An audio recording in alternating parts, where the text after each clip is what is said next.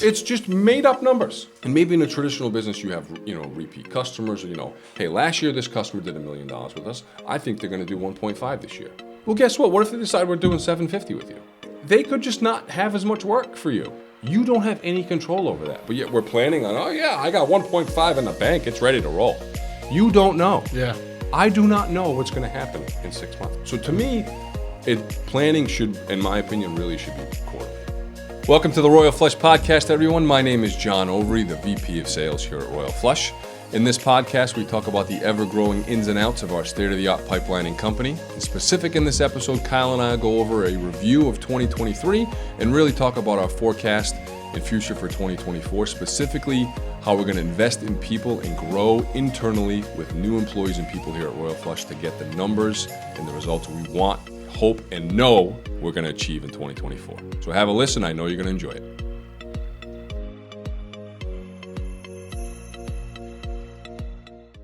Welcome back to the Royal Flush Podcast. I'm Kyle McShane here with John Overy. And as 2023 comes to an end, we figured it'd be a good time to talk about what we've done this year and also looking ahead to 2024.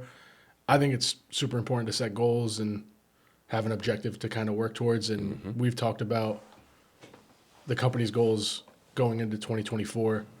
What's your view for 2024? Great questions, Kyle. We are very, very, very excited. So let's wrap up 2023 first. Okay, right? So it's beginning of December here for us. And for us in our company, we had about a 40% revenue growth compared to last year. And so we are really, really, really excited with what that number is. And our investments in 2023, when we look back at it, really were equipment-based. Equipment to make our team have a wider range of tools to do their job better and almost like invest in the infrastructure of our business, right? So we bought a couple of new trailers, a new truck, new equipment, new fancy UV lights, all these things that totaled up to almost, $200,000-$300,000. And so these pieces of equipment really set the foundation for moving forward. I'm sure something's going to break next year. We'll probably have to get something new. But really in 2024, we are investing in what I like to call human capital. 2024 is going to be the year of people growth here at Royal Flush. We've added people like yourself and Joe and new employees in the field, but that's really what we're going to do this year. So we've already started that with phase one. We added Sam, who is our newest sales rep, or who we're calling an area project manager for us at Royal Flush. He is going to be focused with going after the state of Massachusetts and really those bordering towns to Rhode Island and educating the customers in the field about what we do and grow more business. So that's step number one. Ideally, we're going to add another Sam and Joe further into the 2024 year. Now, depending on how fast he hits the ground running and how successful I know he's going to be is when we're going to kind of kick off finding that other person. But basically, we're going to grow our sales team, right? The more people out in the field educating the customers that we know we want to be in front of about what we do, how we do, and everything about Royal Flush, that's how we're going to grow. Additionally, internally here, we need more people on our team. We need more people, the guys in the field, executing our jobs. We hired a couple of guys at the end of last year. It didn't end up working out. And so we need to aggressively pursue good quality, what we call techs or, workers in the field to execute the pipelining jobs. And then here, internally, we really need an office manager, is what I'm going to call them. Selfishly, that's really going to be for me. In the best way possible, I am pulled in a lot of different directions, which I love. But as our team grows internally, and in essence managing you and Joe and Sam, and ideally another person, and working directly with Mark day to day to work out the logistics of these jobs and doing our estimates and closing the deals and answering the phone calls. I am getting bombarded and, having a little stress, which is totally cool. So we will be getting an office manager to fulfill a role of a lot of administrative duties that we end up doing that are what I call really low-level projects that I really don't need to be doing. I shouldn't be doing that. It's not the best use or value of my time. I can be better coaching and working with the sales team, coaching and working and strategizing with you on content, and working with Mark on these projects and setting up the appointments and qualifying our customers and getting the estimates and sealing the deals and then handing them off to the guys in the field. That's what I need to be doing. Those are my high level objectives. I don't need to be responding to general inquiries and dealing with payroll and administrative tasks, right? That's just really not the best use of my time. And so that's kind of the vision of how we're going to build out the team in 2024 and really grow with people so we can continue to grow our revenue and thus grow our profit. I think it's interesting, kind of obviously, like you said, this year we invested more into physical, almost assets. Yep. And it was almost like, I forget which episode we talked about it, but a carpenter's only as good as his tools. And it's a lot of these things that we've kind of talked about on this show, where you buy all the tools. Yeah. We got all the tools. All the resources you need. And now we have like this strong base. And like you said, investing in human capital, it's about doing the same thing. Yep. Now we need more Just carpenters. add volume. But Now we got all the tools. Now we need more carpenters. Exactly. So now you have more hands on deck and you can do the same exact thing. You have all the groundwork done as far as supplies, equipment, everything. And now it's just about doing it at volume. Which I struggle at it. But if you talk to any good business person, no matter what they do, the more systems they can put in place, the more systematized they can get their business, you can plug and play something into it and ideally get a desired result, right? So for me, I'd like to think we've got a trend now. I know, in my opinion, what I think a salesperson in our field can generate in year one. And so if we have a goal of X, I can simply just start with where you want to be, and you can just back it out. Just right. Okay. Well, if it's X, how many people do I need? And it's 3 people to get to X. I need to hire 3 people. Kyle. Yeah. It's simple as that. Now it's not as simple, but it's just a math equation. Where do you want to go? And then you reverse engineer it to get there. And I know that I need to hire, maybe 2 more salespeople and an in-house, office manager. And I need to get 2 more people in the field, and then boom. Because we've got the process. We've got the tools, we've got the equipment, we've got the technology, we've got the brand name, we've got the social media presence, we've got the SEO, we've got our organic outreach of our customers and our base and our history, and we'd like to think we know we've got the service and the product. Yep. I think it's interesting to see it's far from a linear growth in the sense that we've been lining for 7, 8 years now? It's not going to take another 7, 8 years to get 2 sales guys, an office manager, 3 more guys out in the field. It's not linear. It's it starts having exponentially quicker. Yeah, it's almost like a snowball effect. Yep. Yeah. It took 7 or 8 years to get here. But now that the groundwork's done. Yep. And to double it, it's not going to take another 7 or 8 years. No, definitely not. No, if it does, we got big problems. We're doing something severely wrong. So I'm excited about the people, right? In any business, the business is about people, right? It's kind of a cliche, you say, but like we're offering this really cool technology and this service, but we've got to make a connection with the customer. We've got to have the right people representing us. We have the right people in the. It's just you got to find the right people. Yeah, and that's really, really hard, right? It's really, really, really hard to do, but I'm not afraid of it. We're not afraid of it. We're going to go after what we think are the right people. When we find the right people, we're going to keep them and hopefully keep them happy. And they're going to go out there and let people know what we do.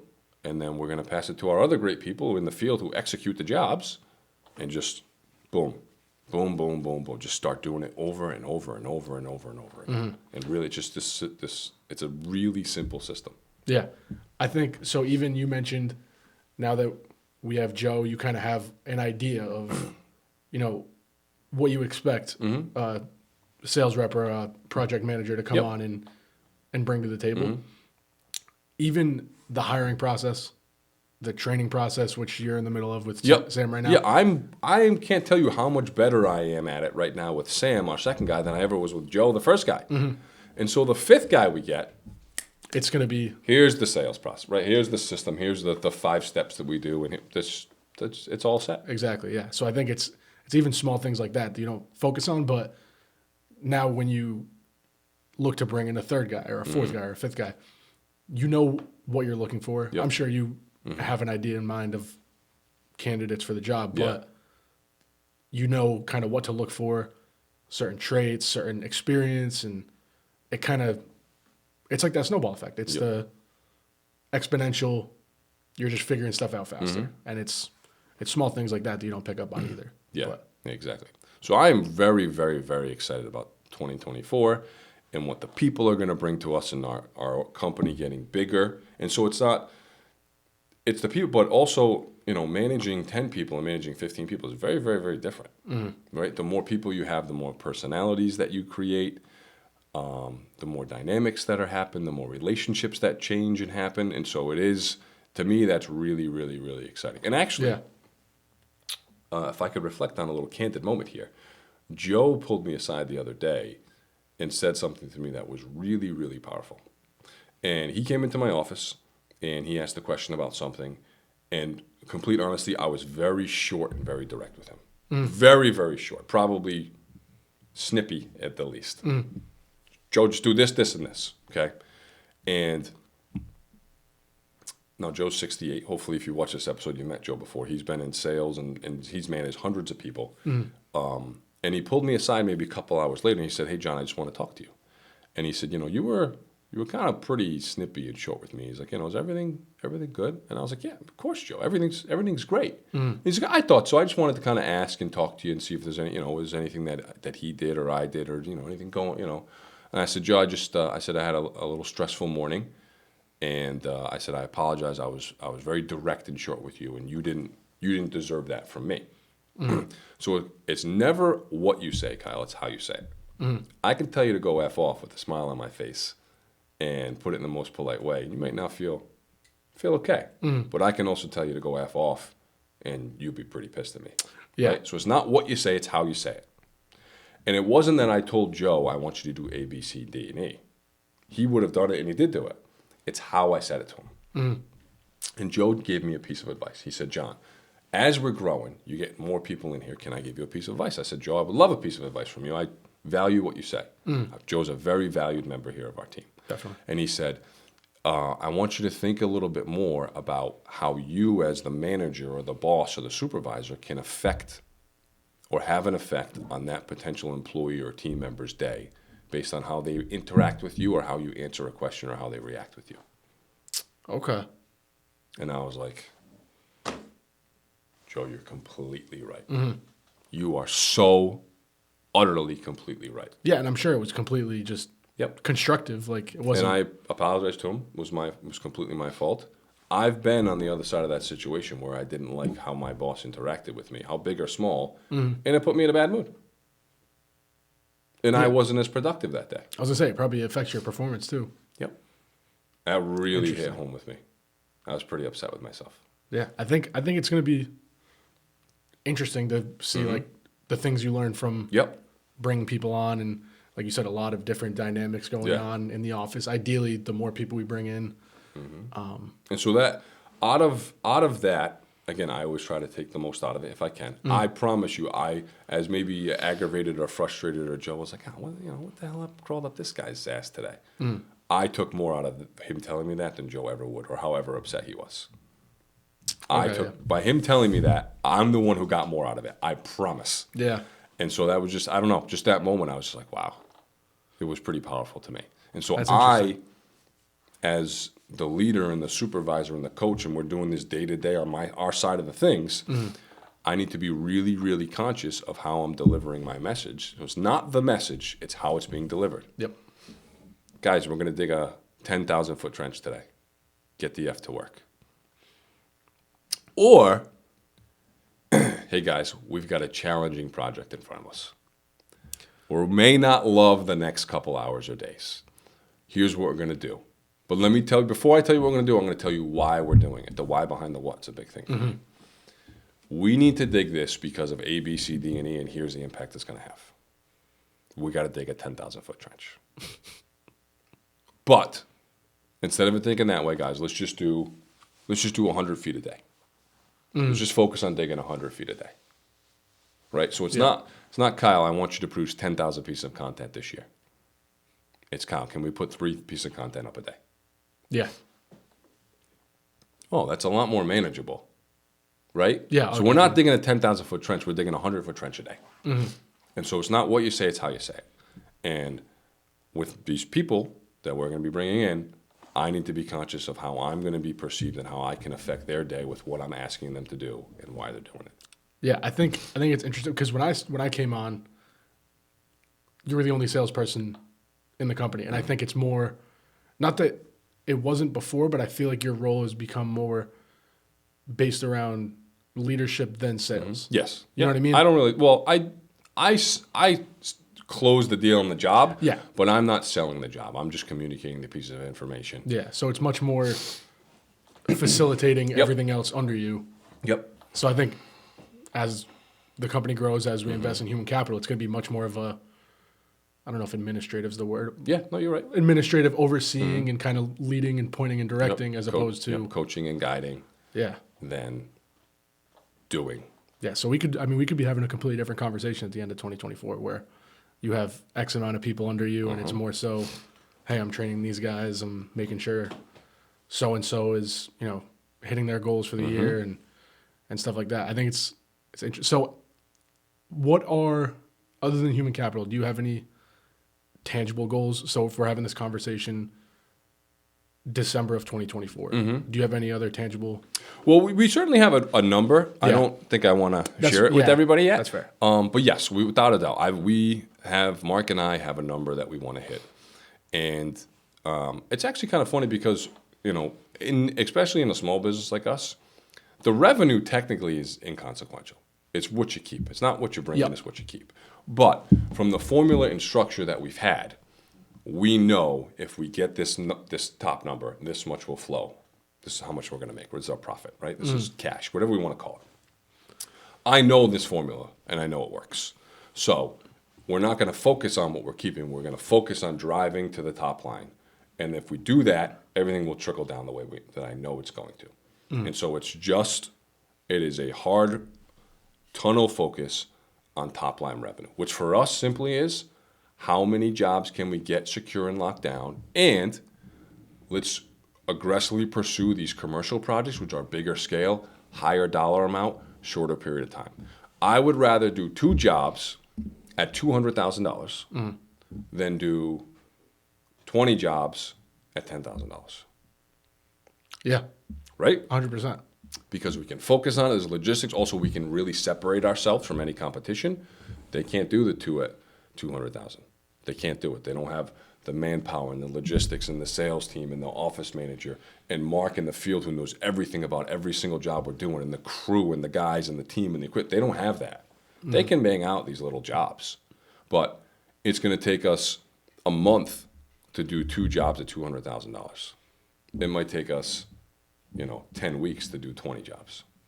So it's bigger jobs, less period of time, allows us to do more bigger jobs, which then we can take that revenue and skyrocket it. Yeah. That's what it's about. Now, of course, we just want to be busy. I want to be busy all the time. I want to do as many jobs as possible. But it's these larger scale commercial jobs that take back and forth and detail and legit, all this stuff that we've talked about before. Those are the jobs that we want, that we're going after, that are going to separate us. And definitely bringing on guys like Joe and Sam, that just kind of pushes that home even more. Yep. Kind of going out to businesses and all that stuff.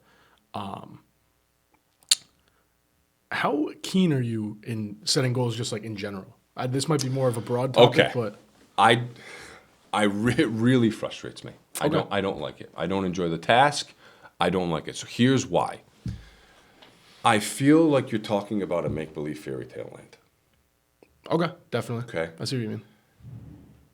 The process and the act of that, to me, is so unrealistic and not in the moment. It's so make-believe. I get very frustrated through the process. I don't enjoy it.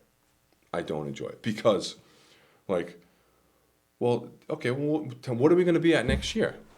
The real answer is, I don't fucking know. I have no idea. You know how many things can change in a make-believe fairy tale land? Let's go ahead and plan something out for 2025. Dude, we can have, who knows what's going to happen until, I have no idea. Yeah. Any business person sits down with you and tells you they have an idea what is going to happen, unless they're in a business that buys 12, 18 months in advance, they have no effing clue, Kyle. It's all a lie. It's all made up.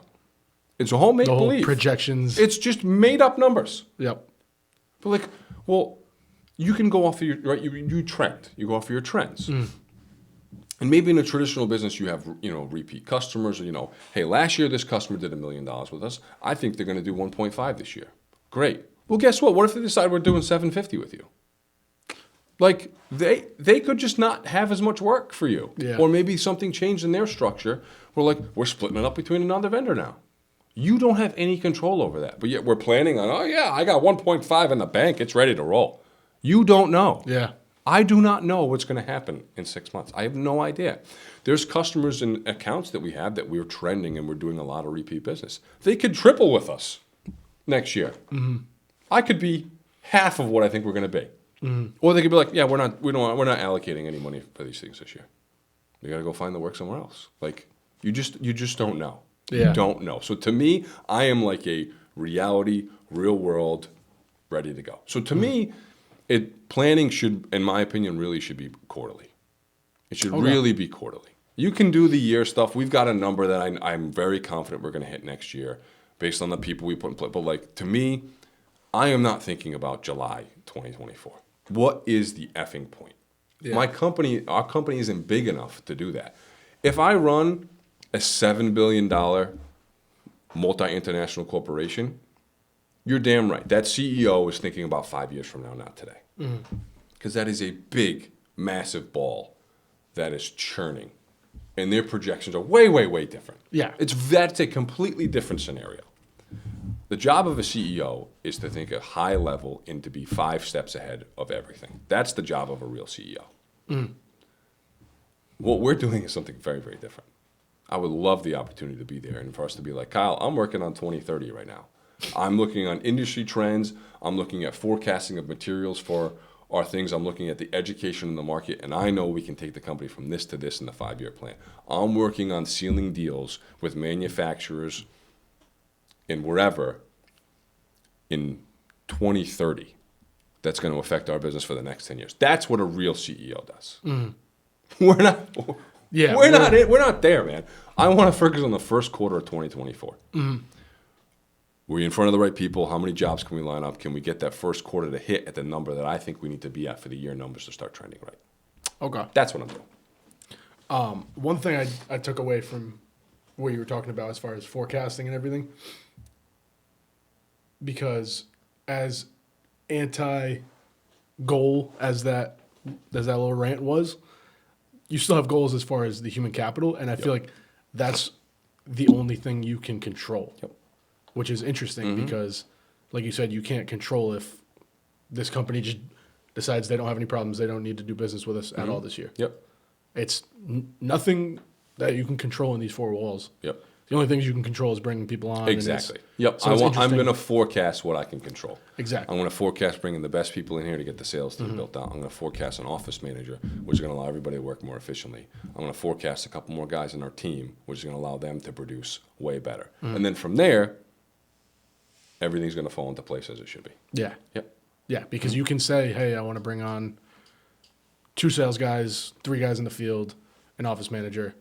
And that's something you can do sitting in your office. You can't go to this school or this restaurant and say, hey, you guys should probably give us X amount of dollars so we can do a project. Yeah. Right Or we did a project with you last year for this much. You're going to do another project with yeah, this you year have for to this much? Yeah, Then he's be like, I don't know, man. exactly. Yeah. So it's all just controlling what you can control, I think. Yeah, I'll go on another rant about my Sherwin days, Let's hear it. of which we do that. So we used to do end of the year budgets, which I would.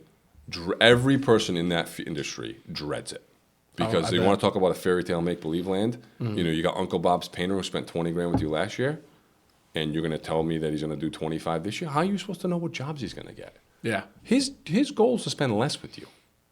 He wants more money to drink beers at the end of the week. He's not growing his business. Yeah. But you're supposed to project your territory to have this amount of growth. Like, it's so made up and make believe. Oh, I'm going to get $200,000 in new accounts this year.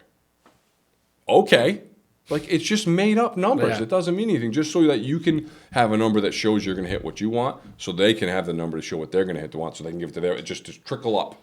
Yeah. To have a fairy tale number to the CEO. It's like, yeah, we're going to grow business 30%. Like, it's just the biggest waste of time in the entire world.